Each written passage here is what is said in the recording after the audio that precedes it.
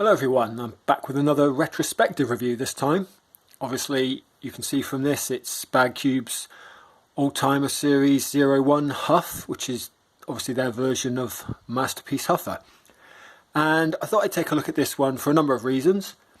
Firstly, I understand there is an imminent reissue due. I don't know exactly when. It was supposed to be the end of October and it still hasn't arrived.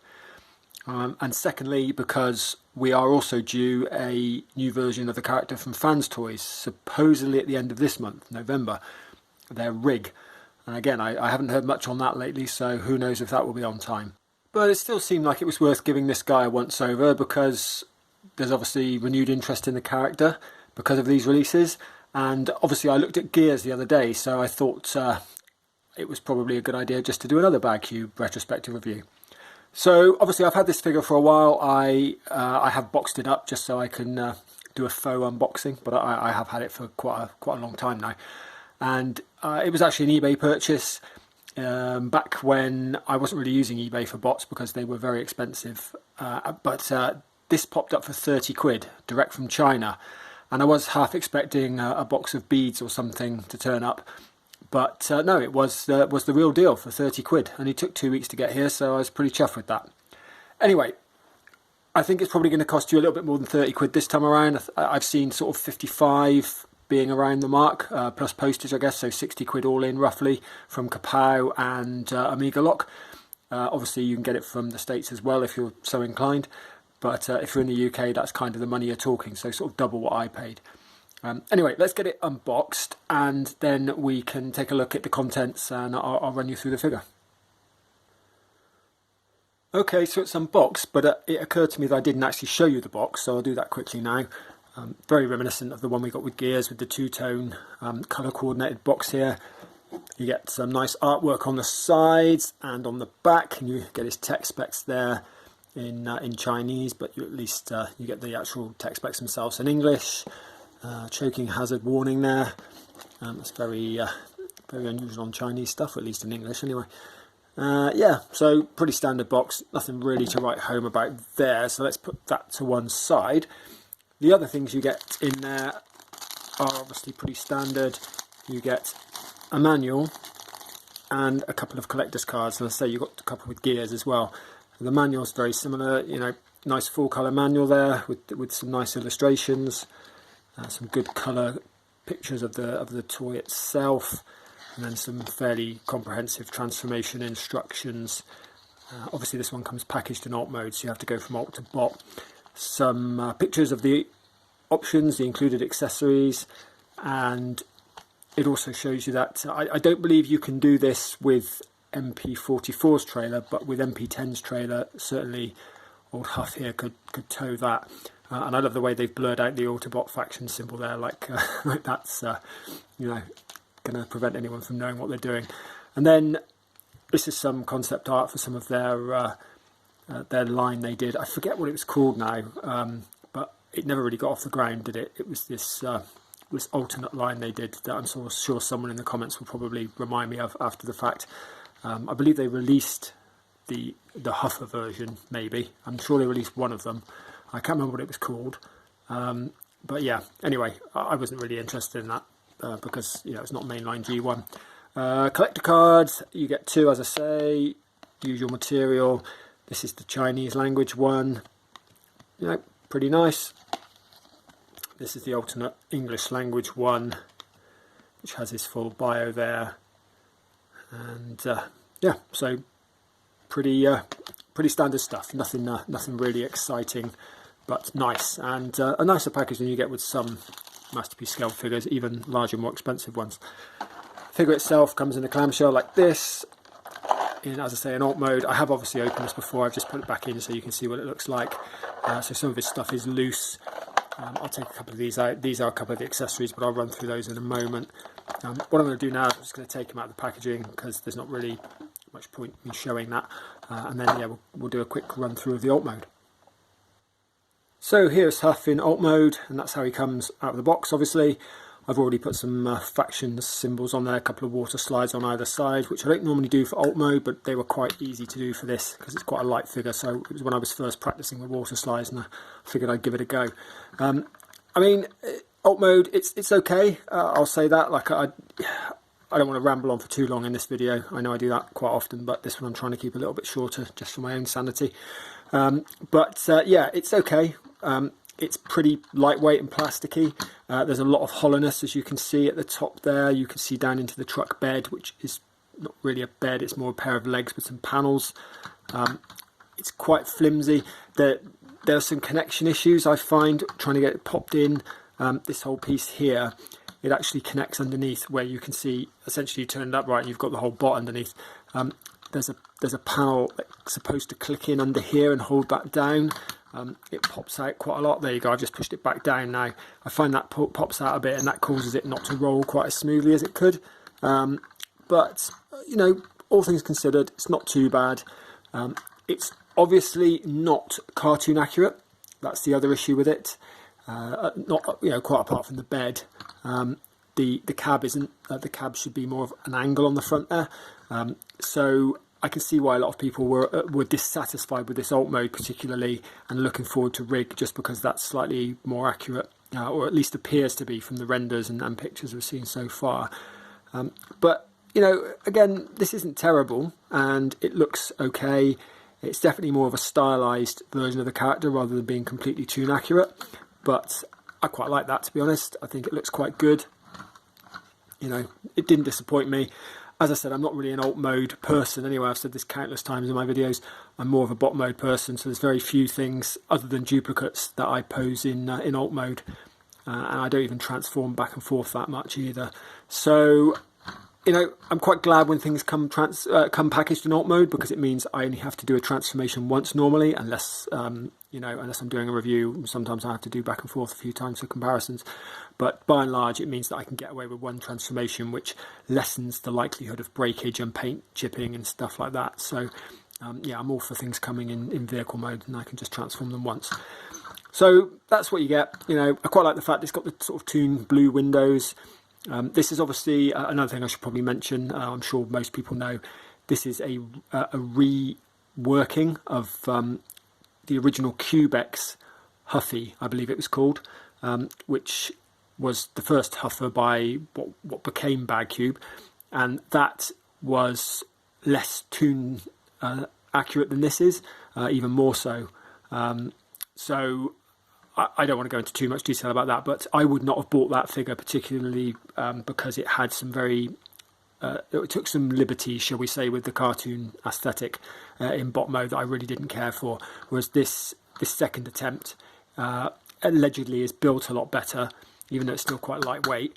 Apparently it's built a lot better than Cubex's effort was, and it also looks a lot more toon-centric in bot mode. So anyway, what I'm going to do is I'm going to get it transformed up. I was thinking I might do this on camera actually, because it's not really a very long or difficult transformation. So I might have a go with that, but equally I may not, and I may edit it out of the video if I completely mess it up. So you're either going to get to see me do a transformation now, or you're going to get to see the aftermath. So, you know, hold your breath. Okay, so I like to start with this one by doing the legs, because I just find that's easier. So normally you just untab these here. They obviously tab into some posts on there. You can see the mushroom peg and the legs, they tab together. Now this whole assembly here, you can see it's quite hollow and loose anyway. It doesn't really clip together. So you just split the legs, and then you take this whole assembly here, pop that down to unlock it, and then you take this whole assembly here, which is the ankle stroke foot, and you move that down like so. Then you take this, it's on a sliding joint, so you just push that in like that and get that into the leg cavity there. I think, actually, no, I've messed that up. No, I haven't messed that up. Sorry, I was right. That does go first. This goes in afterwards to sort of lock it in place, although not terribly well. This panel then comes down and tabs in to form the whole leg. And as you can see, it's a bit messy at the back, the whole leg's still there. Then you just take the tail lights here, fold them down to form the toe, and that's one leg done. As you see, that wasn't very painful, was it, for a masterpiece scale transformation? So same thing again, second leg, this down, this in on the sliding joint, this in to hold it in place a little, tab that in, fold the toe down, and we have already got that done. Next thing is just these two little bits here. You just fold those down as well, and they provide a little bit more cover for the backs of the legs, just to make it look, you know, slightly less hollow than it is. Next thing I usually do is take these two pieces here, which are tabbed in onto the main body, and just lift those up a little bit just to release them. I don't think you necessarily have to do it in that order, but that's just the way I do it. Next thing I do is I take the arms and I release them. You can see that they're pretty rudimentary, these stacks. They just clip into these things here. Just get these out of the way, and then you want to come to the cab, and these here, they detach like that, and then you just want to fold them up so they're by the side of the cab, and you detach them again and put them by the side of the cab, and then you can take this whole piece here up, and then what you want to do is fold these silver pieces in so they are sitting in the cab itself. Then you want to lift the whole cab up. You can see this is the piece I was talking about. There are a couple of prongs on here, prongs, small tabs, and they go into a couple of recesses inside the cab, which you may not be able to see actually from this angle now. But anyway, they don't really clip in very well. Oh, dropped him. They're on a sliding joint. This piece here, this piece slides forward and back. I just find it doesn't really lock into place very well. I've got some stress there as well, that's not good. Anyway, that said, what I do then is you slide that back. Sorry, I've done it, but I haven't told you. So you slide that piece back, then you take the wheel here, flip that up, and that's on a sliding joint as well. Maybe I shouldn't have slid that back straight away. No, sorry. So you don't want to slide that back first. You want to take the wheel up, move it on this slider here, fold it back so it's up in there. Same thing with this one. Move it up, move it back on the slider. Come on, this one's a bit tighter. And that's back as well, so they are in there. Then move this piece back, and that sort of holds them in place for the time being. Now you can see pretty much we're almost there. It's not really much more to it. These joints on the arms, they just fold up like that, and then you bring the arms down, and then you are pretty much there. You know, both the shoulders are locked in. There's not too much more to do. You just need to clean them up. And the way you do that is this whole piece here, there's a sliding joint here, and this compresses this whole backpack. So you just need to get it in like that and then push it down, and you'll see that now it's much flatter. Then all you really need to do to finish tidying them up is swivel the wrists around to face the correct way, so they're in the right orientation. Sort his legs out a bit so he can stand properly, sort his little noggin out.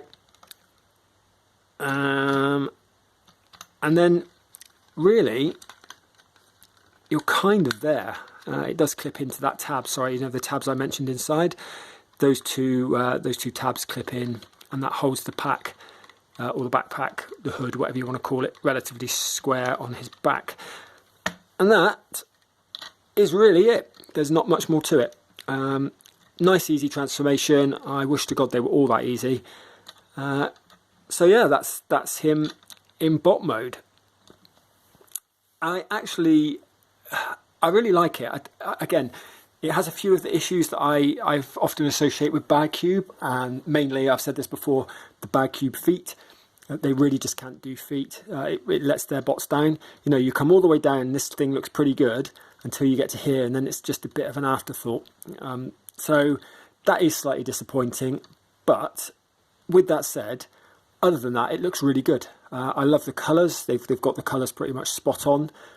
Now I know it's not completely accurate. Huff has got a very weird animation model. Brawn and him, a lot of the mini bots actually, but especially him and Brawn, they have very weird animation models. You know, his arms actually attach lower down, halfway up the arm, so that they don't attach at the shoulders, they kind of attach at the biceps halfway down his body, and they're very weird. The forthcoming rig from Fans Toys looks to be slightly more accurate in that respect. But I don't think this is a bad compromise. I still think it looks a lot like Huffer and is very evocative of the character. I really like the proportions. They look pretty good. He's still a big chunky fella. This obviously is bigger than it should be. That is another downside, and yeah, not quite. I do like the way it collapses though. That's one thing I will say. The collapsing sort of hood, not really the hood, is it? The roof, sorry. That does lower the profile considerably and looks pretty good. Oh, sorry, I forgot to fold these pieces up. That's the other thing. After I disconnected them but didn't fold them up, they lock in to lock that in place even more. So there you go. That's just a bit tidier. It cleans his butt up a little bit. Silly me. Yeah, so honestly, I think he's a really nice looking little bot from all angles. Quite a lot of character to him, even though he's not completely animation accurate. I think they've done a really good job with the head and face sculpt, which is good. I just think that this could be more accurate, and again, that's why I've gone in on the Fans Toys one, because it is just that little bit more toon accurate in scale and in proportions, and just overall design, particularly in alt mode.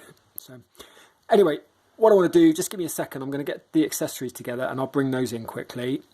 Once we've done that, we'll do a quick articulation checklist, and then we'll do the usual final thoughts. So just give me a second. Okay, I really should have kept those slightly closer to hand, but there aren't too many things to go through anyway, so let's get through them quickly.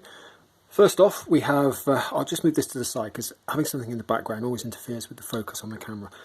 So anyway, you have this this grey plastic moulded gun, this rifle, which I'm pretty sure he used in at least one episode of the series from memory, and yeah, it looks pretty nice. You know, it is just a piece of grey plastic, but it's reasonably nicely detailed, and it's a nice option. So yeah, most characters only come with one weapon. Huffer comes with two. The second is this pistol, which is the slightly more recognisable weapon to my mind. This actually comes with the ability to fold it up for storage in alt mode, which I didn't show, but yeah, take my word for it, it does store in alt mode.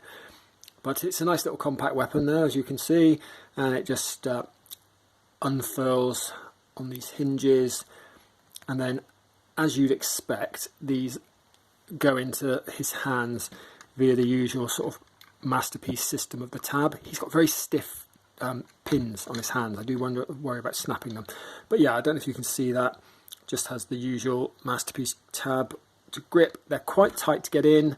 You have to put them in a weird way to get them in, and then once they're in there, they do clip in, and try not to break it, that would be terrible. Yeah, once they're in, they're very stiff, they're not going anywhere, they're really, you know, so you could pick them up on that weapon. Yeah, this one is very similar. I will put it in as well, just because it's good to demonstrate what they both look like. Come on, in you go. Yeah, there you go. So he can be fully loaded for war there, with a couple of nice options. And yeah, what better if you're going to war than to have a war face? You know, he can go all full metal jacket, and to that end he comes, and let me move this because I don't think it's focusing. Let's see, here we go. There we go. He comes with this war face right here, which is obviously his screaming face. Now that's also a nice sculpt as well. Doesn't really remind me of Huffer. I mean, Huffer normally has this really kind of like miserable dour expression, doesn't he, rather than a screaming war face. But it's a nice little option nonetheless. And I believe he says it's just on the usual. I don't really want to force this and break it, but I'm pretty sure this is just on the usual tab system. I haven't yet taken it out though, so give me a second. I do not want to break this. And these things are always a nightmare to get out these tabs. I mean, they're a good idea, I guess, but when it actually comes down to doing it, I think I've got a tool somewhere. Just bear with me. These are better than using your fingers. Well, slightly. Although this one I don't think is stiff enough. Again, that's what she said. Right, that's out. doesn't look to have broken. Might have dodged that bullet. Put this one in. Easier said than done. No, there we go. Done. Right. And there we go. We've got Huffer with his terrifying war face, which I've never actually used before, and it does look okay, but I just don't like it as much as the neutral face sculpt, which you know, if I bring that back in, you can see it when it's not attached to the figure. I think that's a much nicer, much more Huffer-esque face than the war face. Anyway, with that done, we've got the accessories out of the way. Let's just do a quick articulation checklist, shall we? Okay, and starting from the head, it's on a ball joint, so you get a decent range of motion on it actually. Again, like I said, this does tend to become unclipped though. So you can look down a little bit, you can look up a fair bit. It's quite a stiff ball joint, it does reveal a lot of the neck though. And it obviously has quite a wide range of motion when you come to looking left or right. So that is all good. On the shoulders, again, fairly wide range of motion. They can go up almost horizontal there, like that. They also have a 360, albeit you have to move his arm out a little bit past his cab there. And they have a bicep swivel, which again is quite stiff. It does go all the way around, but it is quite stiff on my copy at least. And he has a nice double jointed elbow there, which if I didn't have the gun in, probably best to show you on this one. You can get some pretty good movement out of. Obviously, as I demonstrated earlier when I was actually transforming it, the wrists are also on a swivel, so they will do 360 as well, should you want him to shoot sideways like they do in the movies. So that's pretty much it for the upper body articulation, unless you count this bloody thing coming untabbed all the time as articulation. On the waist, once you move these things up, like I forgot to do originally, he does have a waist rotation, which is nice. And again, pretty good range of motion on that. Obviously, for this size and age of the figure, the mould, no ab crunch there, but you know, it is what it is, I guess. With the legs, you get, on the hips, you get a nice friction joint, goes all the way up there, holds really fast. These are die cast, obviously, so it's impressive that these hold as well as they do. And it can go all the way back as well, further than you would normally want or use. On the hip as well, you can get all the way out to the side, again on friction, and not bad, really, still holds. And he has, because the leg's on a mushroom peg, you can get some thigh swivel out of it as well. Well, you can get as much thigh swivel as you could possibly want, you know. Look at him turn this thigh out to you. And down onto the knee, we have a nice knee bend, although it's only up to there because it's obviously hampered by the construction of the lower legs, so you don't really get much beyond, or you don't really get entirely horizontal, do you? So that's all right, but you know, it's not as much as you get with some figures, even figures of this size. And coming down to the bottom, last but not least, on the feet here, because it's on a ball joint, you get a nice range of motion. You get an ankle rocker there, you get front and back. You obviously get a bit of toe tilt because of the transformation mechanism. And yeah, you can pretty much get him into any sort of pose you want with the ankles because of that flexibility, which is really nice. The ankles on mine are a little loose. Not terrible. I haven't had to put floor polish on them or anything to stiffen them up, but yeah, they're not super tight, which I guess is good. You don't want them to be super tight, do you? Not everything in life needs to be super tight. So yeah, that's what we get for articulation. I think for a figure of this size, it's really good. I think ab crunch is about the only major thing that's missing, and yeah, it doesn't really, you know, suffer too greatly for the absence of that. So give me a second, I'm going to tidy it up, and I'll be right back with some final thoughts. Okay, so that's Badcube's OTS-01 Huff, and all things considered, I think it's a really nice little figure. I've had it for, as I say, quite some time now. I believe I got it in 2017 even. Yeah, it was a while ago now. And it served me really well as a masterpiece scaled huffer. It's only really because rig is so much more tune accurate, and I have gone really down the tune route, that I've considered swapping it out. It's really just these feet that bug me, and I guess this a little bit as well. But the main part of the bot, when I look at it, I think, oh, that's very obviously huffer, and it doesn't look untoward. So yeah, it's been a good little piece, and it's served me well. So as to whether you should buy this or rig, I guess it really just comes down to your aesthetic preferences, and whether you can actually get hold of rig now, because it's Fans Toys, and I guess pre-orders could be sold out. But if you don't want to spend the, I think, what was rig, 90 quid, something like that, which is, you know, obviously almost double the price of this, then this is a good option. I don't know that rig's going to be twice as good as Huff. I think it looks marginally better, but twice as good, I don't know.